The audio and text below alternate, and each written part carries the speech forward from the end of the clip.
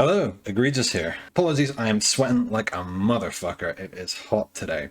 But I had to make a video about this. They've just come out, got a new email here, and alongside the Silence and the Fury DLC, they are also releasing a free DLC in the form of, first, a Great Bray Shaman for the Beastmen, and secondly, a lot more interesting, we're getting OGRE Mercenaries, which has a lot of implications. First, before I even get into that, I'm just going to read out the description in the email word for word. So, with the arrival of the Ogre Mercenaries, your armies will now be able to recruit a small number of Ogre units to support your campaign. Careful, they get hungry and they're not above eating you. So pay up. We'll have more info in the coming days on these units, including how to recruit them and use them in battle. Now, this is big. We've been talking about mercenaries and the possibility of the Dogs of War since Total Warhammer 1. And this seems very suspiciously timed because the next big thing we're expecting is the pre-order bonus for Total Warhammer 3. And I think the answer is quite obvious because we've yet to hear that announcement, and the Dogs of War are a very, very likely candidate. There's plenty of reasons already why the Dogs of War are likely candidates for the pre-order bonus. They'll be able to reuse a lot of the models and animations from existing armies.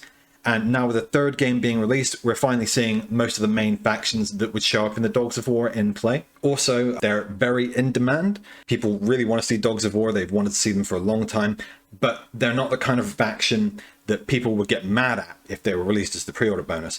For example, if the Ogre Kingdoms or the Chaos Dwarves were just a pre-order bonus, they tend to not get as much polish as a full DLC race. They're just going to be kind of given away for free.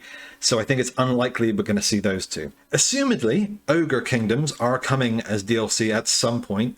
I would guess they're already being worked on. I would have expected them to be a launch faction, but at this point, with Cathay being added to the mix, Ogre Kingdoms are looking more likely as DLC. So what this free DLC update also confirms is that Ogre Mercenaries are going to be hireable by any faction. And this feels very obviously like the first of more to come.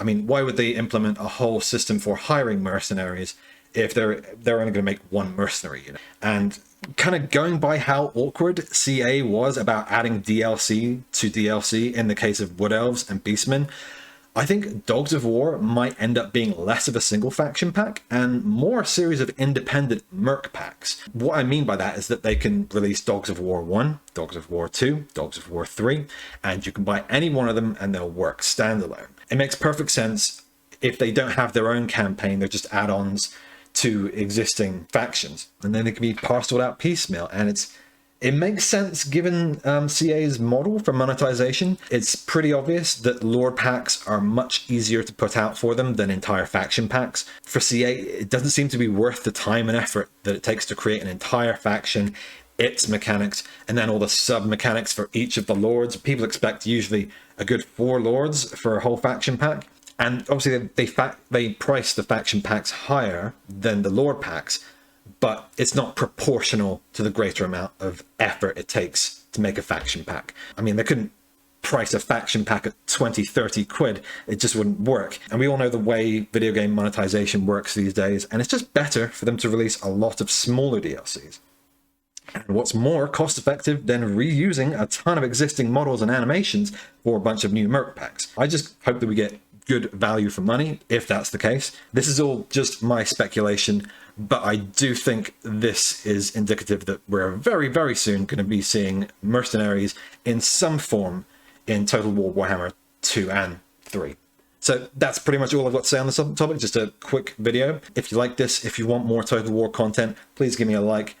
Please give me a subscribe. I'm quite a small channel. Obviously, I only have 4 subscribers as of the making of this video. So we are currently looking for a number 5. And that could be you. So apply within. But thank you for watching and have yourself a great day.